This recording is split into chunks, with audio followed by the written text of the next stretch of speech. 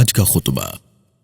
تحریر فضیلت الشیخ حضرت مولانا پروفیسر محمد یوسف خان صاحب حفظہ اللہ تعالی، شیخ الحدیث و ناظم تعلیمات جامعہ اشرفیہ لاہور پاکستان. حق بات کہنا جہاد ہے، لیکن کب اور کیسے کیا جائے؟ الحمدللہ، ہر طرح کی حمد و ثنا اللہ ہی کے لیے ہے. وہی ہم سب کا خالق و مالک ہے، وہی رزق دینے والا اور وہی آسمانوں سے می برسانے والا ہے، وہی حقیقی بادشاہ ہے. میں گواہی دیتا ہوں کہ اللہ کے سوا کوئی الہ نہیں، وہ واحد ہے، اس کا کوئی شریک نہیں. اور میں یہ بھی گواہی دیتا ہوں کہ حضرت محمد مصطفیٰ صلی اللہ علیہ وسلم اللہ کے بندے اور اس کے چنیدہ رسول ہیں. بعد ازاں حضرت ابو سعید خدری رضی اللہ تعالیٰ عنہ سے روایت ہے کہ رسول اللہ صلی اللہ علیہ وسلم نے فرمایا، بہترین جہاد یہ ہے کہ ظالم بادشاہ کے سامنے حق بات کہے. میرے پیارے بھائیوں، لیکن دور حاضر میں لوگ بسا اوقات حق بات کرنے سے اس لیے روک دیتے ہیں کہ اس سے فتنہ پیدا ہوگا. اب ایسے مرحلے میں کیا کرنا چاہیے؟ اس بات کا جواب شیخ الاسلام حضرت مولانا شبیر احمد عثمانی رحمہ اللہ نے یوں فرمایا کہ حق بات حق طریقے سے حقانیت سے کہی جائے تو کبھی فتنہ پیدا نہیں ہوگا. میرے پیارے بھائیوں، اس بات سے معلوم ہوا کہ بات حق کہی جائے، نیت حق ہو اور پھر طریقہ بیان بھی حق ہو تو اس کا اثر ضرور ہوگا.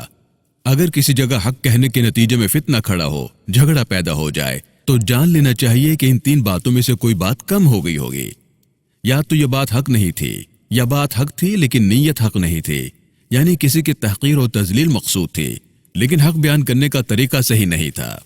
اگر یہ تینوں باتیں موجود ہوں تو حق بات میں بہرحال اثر ضرور ہوتا ہے. اللہ رب العالمین نے رسول اکرم صلی اللہ علیہ وسلم کے ذریعے امت کو دین حق عطا فرمایا اور اس پر ایمان لانے کا حکم فرمایا. جب بندہ دین حق پر ایمان لے آتا ہے تو پھر اس مرد مومن کو زندگی بھر کے لیے حق گو اور حق پرست رہنے، یعنی ہمیشہ حق بات کہنے اور حق بات ماننے کی تعلیم دی گئی.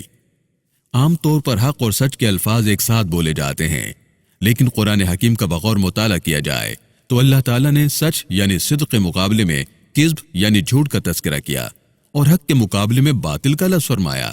جیسے سورہ بنی اسرائیل میں فرمایا، قُلْ جَاءَ الْحَقُّ وَزَهَقَ الْبَاطِلُ، آپ فرما دیجئے کہ حق آ گیا اور باطل چلا گیا.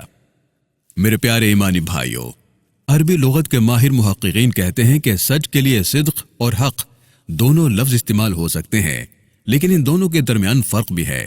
اگر بات واقعے کے مطابق ہو تو سچ اور درست ہو، اور جو بات تجربے اور مشاہدے اور دلیل کے ساتھ حق بات کہنے اور حق بات پر ایمان لانے کا سبق بھی دیا گیا ہو.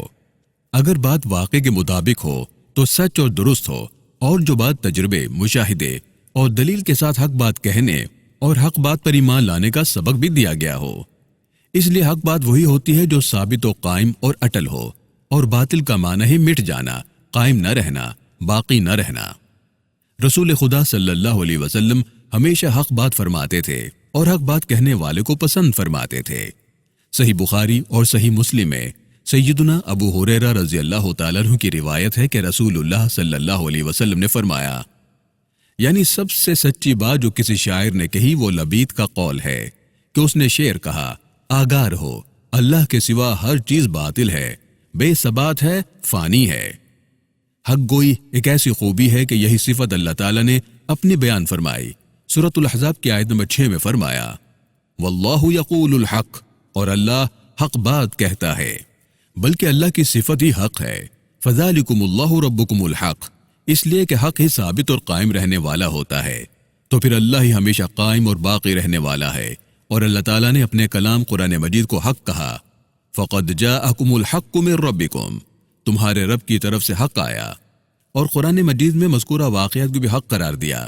سورہ آل عمران آیت نمبر 62 میں یوں فرمایا، ان ھذا لہو القصص الحق، بے شک یہ قصے بھی حق ہیں.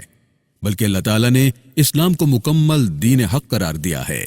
اب بندہ مومن کی شان یہ ہے کہ وہ حق بات کہے، یعنی دین اسلام کی بات کہے، اللہ اور اس کے رسول صلی اللہ علیہ وسلم کے احکام بتائے، امر بالمعروف اور نہی عن المنکر کرے، یعنی لوگوں کو جن باتوں کے کرنے کا حکم دین اسلام نے دیا وہ لوگوں کو بتائے اور جن باتوں سے اسلام نے منع کیا ان باتوں سے روکے۔ یہاں حق بات کہنے کو رسول اللہ صلی اللہ علیہ وسلم نے بہترین جہاد قرار دیا۔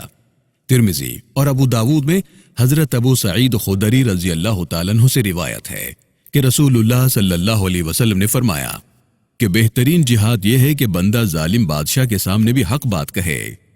چنانچہ آپ صلی اللہ علیہ وسلم نے خود بھی حق بات کہنے کی پاداش میں بہت سی تکالیف برداشت فرمائی۔ مکے میں کوہ صفا پر دعوت حق کہنے کی پاداش میں بہت سی تکالیف برداشت فرمائی۔